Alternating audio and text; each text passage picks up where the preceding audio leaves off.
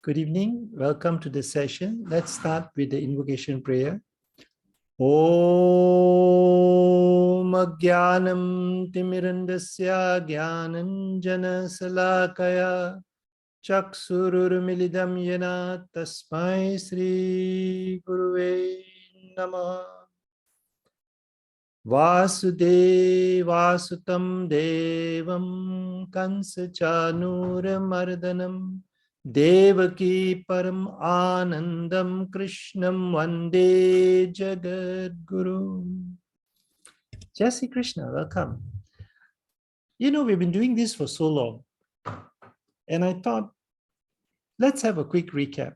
You know, it's interesting if we go step by step and try to see what we have covered so far and see the interrelationship between the different topics.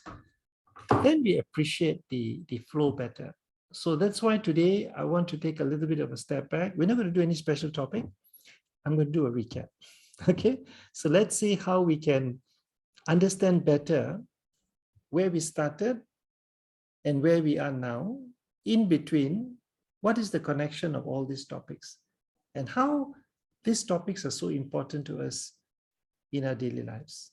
So let's see how we are going to do this. I'm going to first help you to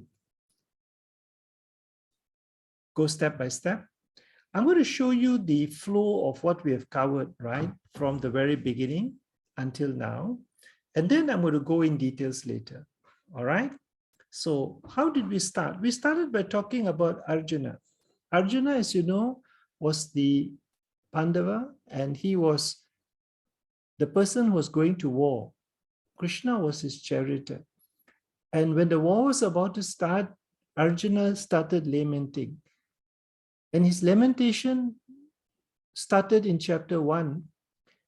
And it was because of his compassion for the people who he's going to kill.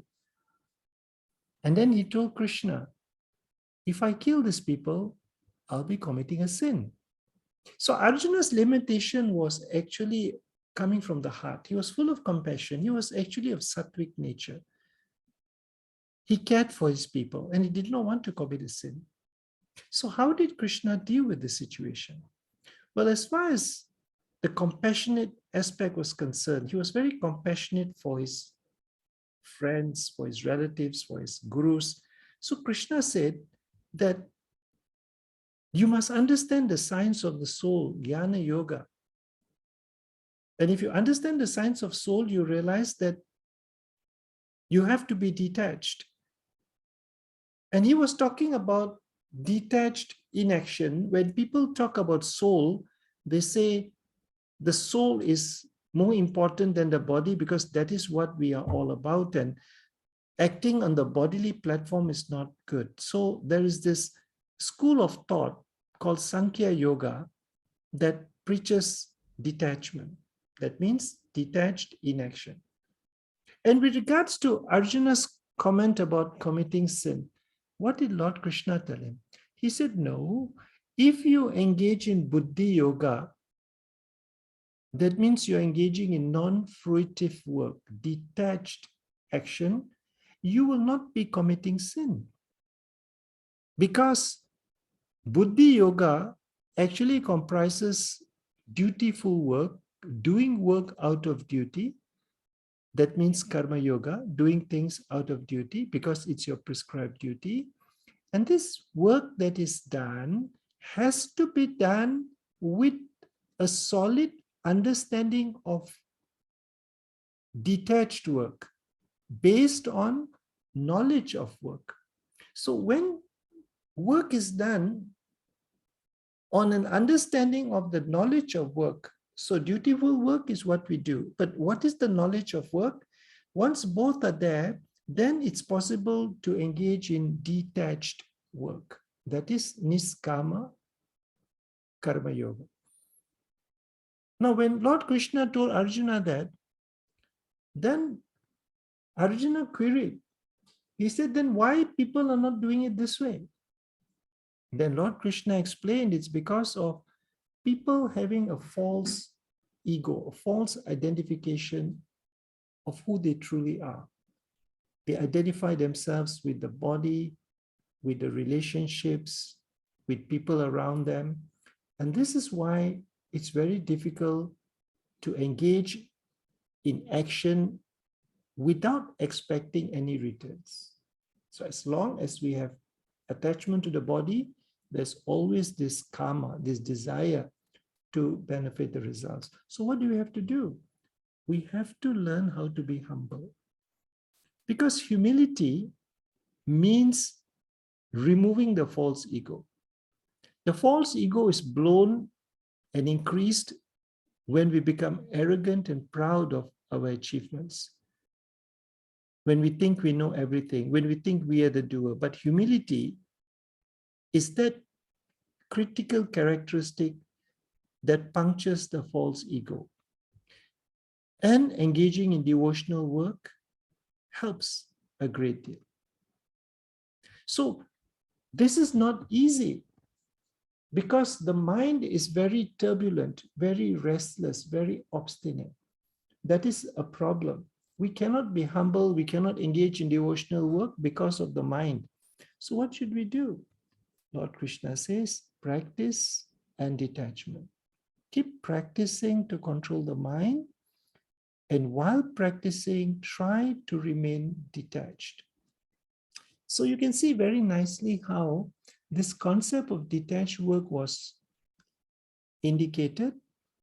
Then the problem associated with it was explained and the solution. Then the need for devotional work was discussed. And why devotional work is so difficult? Because of the turbulent, restless mind. And we have to engage practice and detachment. Now, with regards to karma yoga, when we want to do things which are in accordance with prescribed duties, it is something that is highly recommended in the scriptures. But people don't do it. Why? Because of lust, the desire to satisfy our own senses, not to do work to satisfy the requirements of the Lord. It is to satisfy ourselves. So Lord Krishna told Arjuna that this is the greatest enemy. This is what is causing all the problems in life, lust. And where does lust actually reside?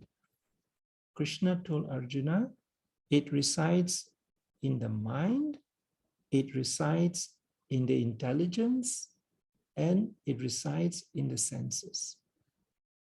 And then Lord Krishna also told Arjuna how to overcome this lust. He said, engage in sadhana, seva, and swadhyaya. Sadhana means engage in devotional practice. Because when we engage in devotional practice, we are able to free our mind of lust.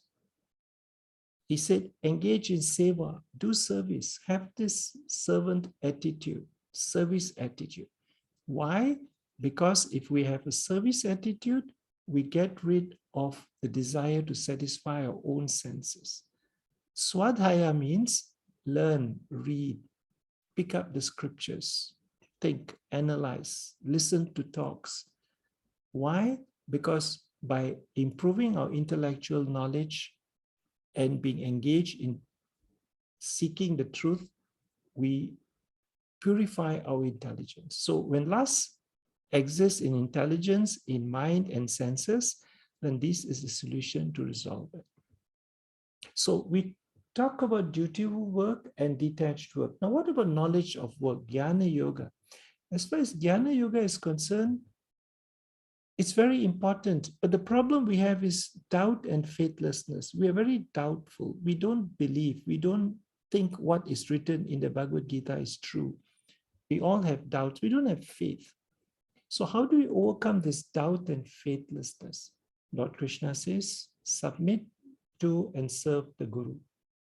Because when we submit to and serve the Guru, over time, this doubt and faithlessness is resolved. Another aspect of knowledge of work or Jnana Yoga is a very important understanding how the Purusha is engaged with Prakriti, and this limits self-realization. What is Purusha? Purusha is the soul, the person what is engaged in the body. Prakriti is nature. So the soul is caught in nature, in the material nature. And because it's caught in the material nature, it is trying to survive in an environment that is not what it is used to. And therefore it gets caught in being unable to self-realize. And this is because of the three modes of material nature. This is what entangles the soul. And this was described very nicely by Lord Krishna to Arjuna. And what do we have to do?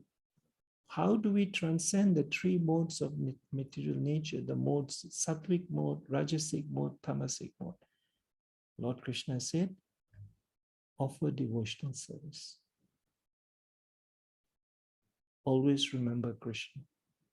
These are the ways to transcend the modes of material nature. But how to remember Krishna? Well, we have to remember Krishna as the source of all matter and spirit, and remember Krishna by seeing Krishna as the absolute truth. Seeing Krishna as the absolute truth is very difficult because of the three modes of material nature, because we tend to see things based on our nature, tamasic, rajasic, sattvic, and because we are in a state of illusion, we do not know who we truly are. And therefore, we tend to see ourselves as being people who know, and we start making opinions about what is right and wrong. So that is the problem we have. So what happens is, we tend to, instead of seeing Krishna as the absolute truth and surrendering to Krishna, we actually go and do other worship. We worship demigods, and some people go to impersonalists. They cannot totally and completely surrender to Krishna. Because when you are caught by the three modes of material nature, you want to enjoy. So you seek for benefits being in heaven, and you worship the devas or the demigods to get some benefits. Or you want to go and merge into the Brahman. You think you are the absolute, and you want to merge in the Brahman. These are people called impersonalists. Lord Krishna said that this is not good, because purification of existence only occurs by acquiring knowledge of Krishna. So surrendering to Krishna means acquiring knowledge of Krishna. And this, if we do continuously, we die with that consciousness. And dying with that consciousness means we attain Krishna. So always remembering Krishna, these are the different ways. And what happens is we develop devotional qualities in that process. So it's very interesting. You see how from chapter 1 right up till chapter 9, these are all the interrelated issues. So what I'm going to do now is I'm going to go into the main areas here and try to recap so that we all can sort of relate to it better, right? So for instance, here,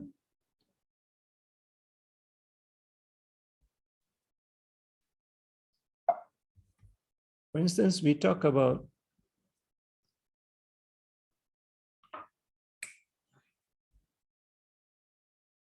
Jnana Yoga. What is Jnana Yoga? Jnana Yoga is absolute knowledge.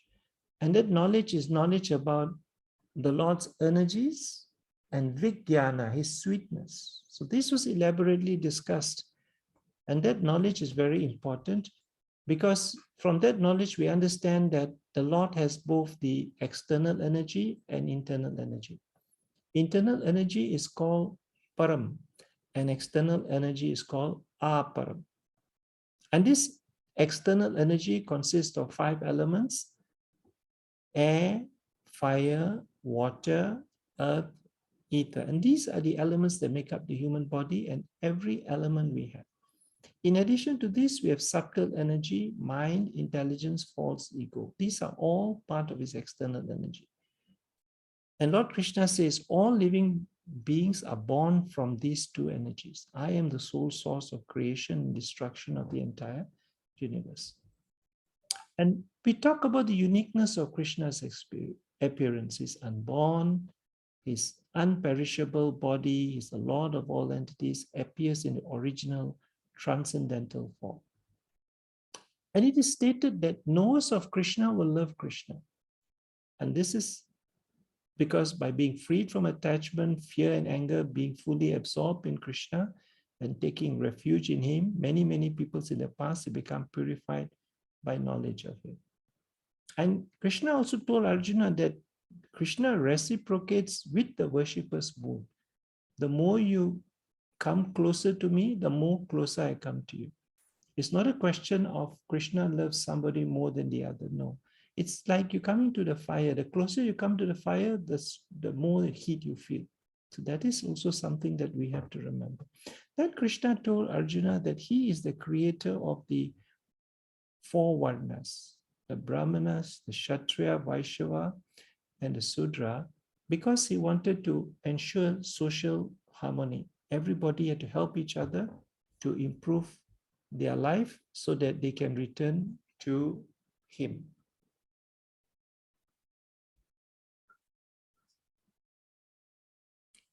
So that is Jnana Yoga. So what is detachment? What is detached inaction? This is detached inaction. People who engage as personalists, they meditate on the form of the deity. And these people remember Krishna by Yoga Mishra Bhakti. And they actually attain the Brahman. But if they introduce a little bit of bhakti in their meditation, then only they can reach Krishna. So these are the impersonalists that we talk about. Okay. So we have covered this. Now, what is Buddhi Yoga? Buddhi Yoga is actually a combination of Bhakti Yoga, Jnana Yoga, and Karma Yoga.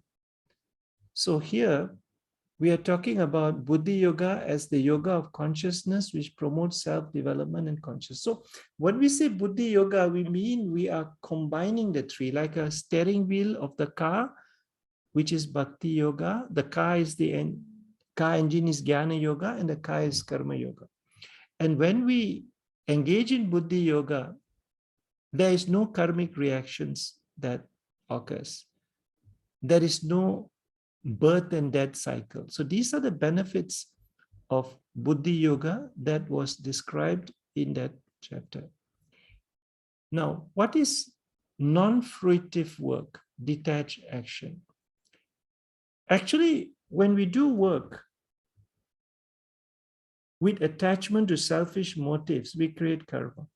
And that's when we have this not sure, don't know, don't want to know kind of thing. And when we have this kind of an attitude in the mind, we build attachment. But if we know the Lord, we take our dutiful actions in accordance with mindfulness. We are fully mindful of being detached. And this detachment means we are able to work with detachment and knowledge to overcome the reactions of karma. So how do we overcome karma? In the process of detachment. And it is stated that detached attachment anchored on knowledge of the absolute, undertaken with the mode of devotional service to the Lord, that is Buddhi Yoga. So we have detached engagement, that's how we act. But that has to be done with knowledge of absolute. So we act with knowledge and with the mood of devotional service. That is the emotional state. So you got the physical state, the psychological state, and emotional state. And by doing that, the purification of the heart takes place. And with purification of the heart, the intellect becomes strong and the willpower increases. So that is what we mean by Buddhi Yoga. So when we talk about dutiful work, Karma Yoga is indicated. Karma Yoga is the task, but that task has to be done with knowledge. We can't just do tasks for the sake of doing tasks. We have to do tasks with knowledge, with jnana, about what is the purpose of work, what is work, how do we work? And that also should be done with full bhakti. So Lord Krishna told Arjuna, when you work, do it as a form of sacrifice. Because when you do it as a form of sacrifice, you are giving and gaining because you're moving from the lower self to the higher self. What is of lower value? That is the duality thinking. You get something higher value, more equilibrium thinking. And then you go from attached engagement to detached disengagement. And this cycle of sacrifice that was described in the Bhagavad Gita explain how the whole cosmic manifestation is based on sacrifice. You see, we have got sacrifice we do based on our prescribed duties. When we do prescribed duties as a form of sacrifice, we please the demigods, and the demigods will bestow their blessings by way of rains. With rains, it enables cultivation of grain, and cultivation of grain is the source of food, which we have to offer to Lord Krishna because he is the compiler of the Vedas, and the Vedas is the source of the prescribed duty. So you see how it's a complete cycle. Lord Krishna has designed this material world to encourage yajna or sacrifice. He does this by making material advancement dependent on sacrifice. The more we sacrifice, the more we benefit. And this sacrifice is sacrifice for the benefit of other people. But then again, Lord Krishna said, you also have to purify yourself. You got to remove this mode of laziness, ignorance, mode of passion to mode of goodness. You got to sacrifice your attachments into the divine purpose for the purpose of purification. So the discussion was around how and why the paths of bhakti and jnana gives liberation, whereas paths of karma leads to bondage. And the reason we have to sacrifice is because we are focusing more on the soul, the mind, the intelligence, rather than focusing on the senses. So when we focus on the senses, then we get drawn away from the true real self-realization. Because Lord Krishna told Arjuna, the soul is more powerful, higher than the intelligence, which is higher than the mind, which is higher than senses, and senses higher than dull matter. So instead of being excited and working primarily to satisfy the senses, we have to satisfy the soul. So that is the whole issue relating to work. So when we talk about lust, it is like sense gratification of self ego began with a desire, becomes intense, then it's a craving for gambling, intoxication, sensual pleasures. And this lust takes us away from the real purpose of life, which is requires a strong spiritual intelligence for self-realization. Then Krishna explains there are three locations of lust: the senses, the mind, the intelligence. And he says, for you to overcome this, you have to do seva. Seva is selfless service performed without any expectation of results. Sadhana is daily spiritual practice, involves setting aside some time each day to practice techniques, activities such as meditation, yoga, chanting, reading sacred literature. Swadhyaya is Sanskrit term which means self-study, especially recitation of Vedas and other sacred texts. So by doing seva, sadhana and swadhyaya, gradually we are able to overcome the greatest enemy of the soul, which is lust. So we have to gain insights on personal objectives so that we can subdue whatever things that takes us away from developing spiritual intelligence. So this is the whole point of how we overcome lust. So we're going to now talk about the other few topics. Now, as I'm going here, are there any questions? Anybody has any questions? Because if I go on and on, if you get lost, you may need some clarification. Anybody has any questions?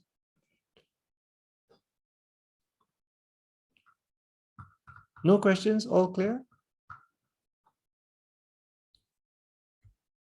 Okay, so now let's look at the other sections. I've covered the first part. Let me go to the second part.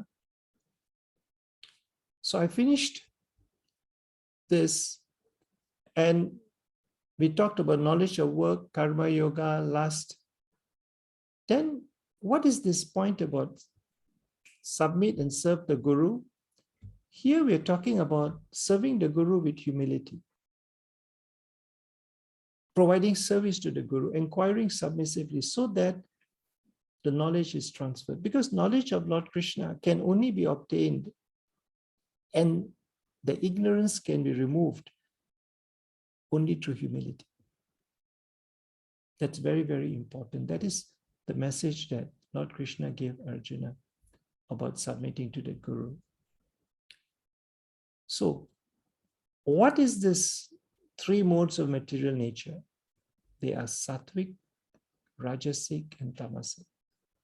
And this material nature controls all activities of man and bewilders the intelligence to make people think that they are the doer. Actually, they are not the doer. It is the material nature that is the doer.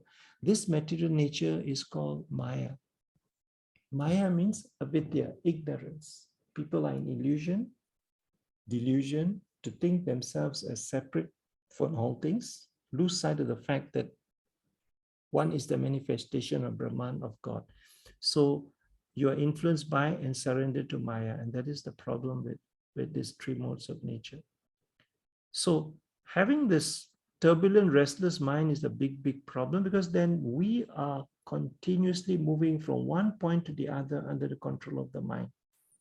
And this problem is what causes the issues that leads to mentalities. Mind is accompanied by 6 enemies: karma, lust, krodha, anger, intoxication, which leads to greed, illusions of who we truly are, envy, feeling discontented, resentful, and fear. So these are the enemies of the mind, which actually come out of the hiding place and happily take the mind all over the place as long as the mind is uncontrolled. And because of that, we tend to pick up this mentality of comparison. We compare ourselves with others. We have this mentality of superiority. We are better than others.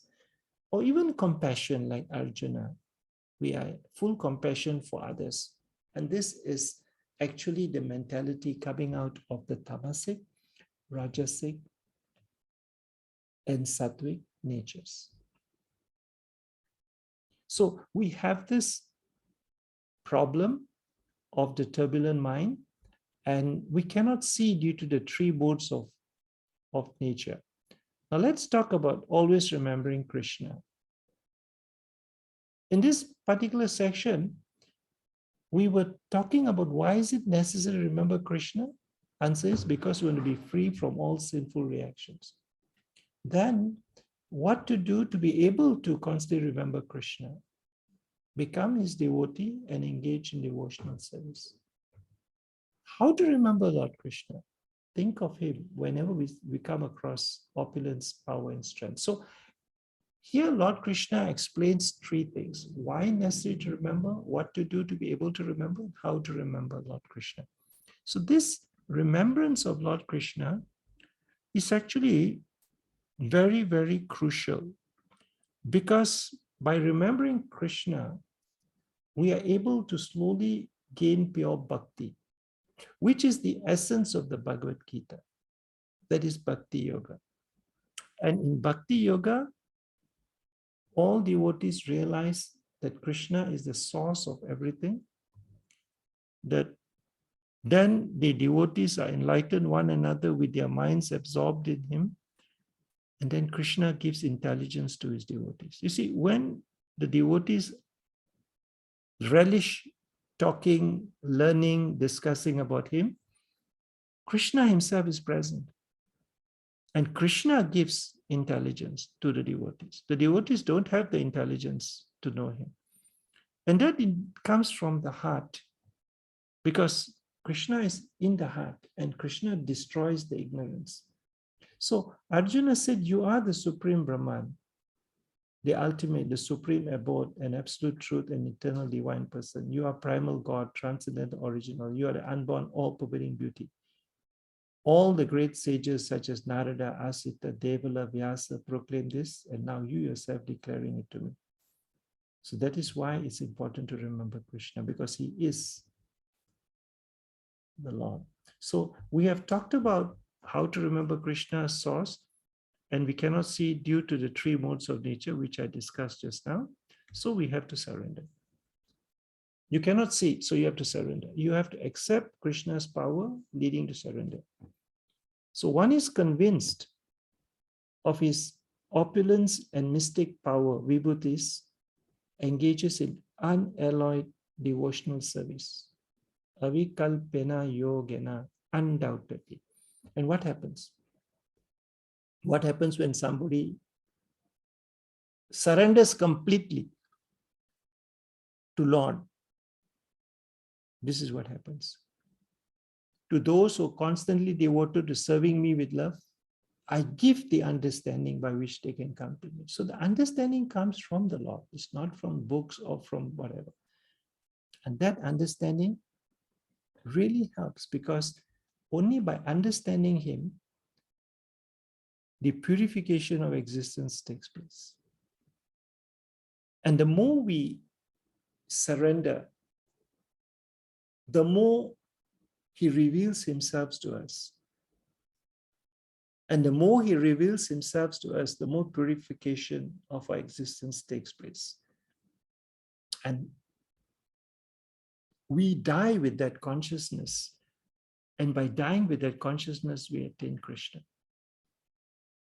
So what's happening is the whole topic we have covered from the start till now focuses on four things. Always remembering Krishna as the source of all matter and spirit, and see Krishna as absolute truth. To be able to do that, we have to surrender to Krishna. The more we surrender, the easier it is to remember. And by surrendering, the purification of existence takes place. And the more we are purified, the time of death, automatically we will think of Krishna and attain him. The other thing is devotional qualities, because without those qualities of devotion, we cannot regulate our life in accordance with his wishes. We should not just read the Bhagavad Gita. We should live the Bhagavad Gita. And living the Bhagavad Gita means acquiring those devotional qualities which he has requested us. And that development of devotional qualities comes as a byproduct of offering devotional service. So the more we offer devotional service, the more we think of Krishna, the more we develop these devotional qualities. So basically, this is the summary of what we have covered so far. And hopefully by looking at all these interactions, we begin to realize how we have moved from the original issue relating to Arjuna's lamentation, and how that was the starting point of discussion around Jnana Yoga, Buddhi Yoga, and how so beautifully from Buddhi Yoga, we started learning about Karma Yoga, Jnana Yoga, Niskama Karma Yoga. And you can see very nicely, it is arranged in a way that those problems we have is in red in color. What is our greatest problem? Greatest problem, lust, false ego, doubt and faithlessness. These are the three biggest problems we have. So in the Bhagavad Gita, it is not just the problem that Lord Krishna talks about, but also the solution. So he said, to overcome lust, do sadhana, seva and svadhyaya. To overcome false ego, be humble, practice detachment to control the mind. And to overcome doubt and faithlessness, submit to and serve the Guru. Because ultimately, the problem is the three modes of material nature that entangles the human mind. And the whole point of the Bhagavad Gita is how to escape the three modes of material nature, to transcend it. Because as long as we are controlled by the three modes of material nature, we continuously engage in the process of birth and death, and suffer the miseries of birth, death, old age, and disease. And it continues non-stop. So very lovely discussion about problems we have and how to overcome. Even when we say we cannot see the Lord Krishna, he says, never mind, you can't see me, never mind, just surrender to me. Gradually, you will be purified by my blessings. So that is all for today. I hope you enjoyed the session. It is a more of a summary of everything rather than a new topic, and sometimes it's good to summarize, to reflect back, hey, what have I covered? Because otherwise, we keep going and going, we don't know the basics. So I think we should reflect the key points. Of course, everything is important, but the focal areas. Okay, are there any questions? Did you like the summary? Was it useful? Yes, no? Okay, there are some developments. There is another person who is going to be teaching the classes on Gita by Geeta Ashram.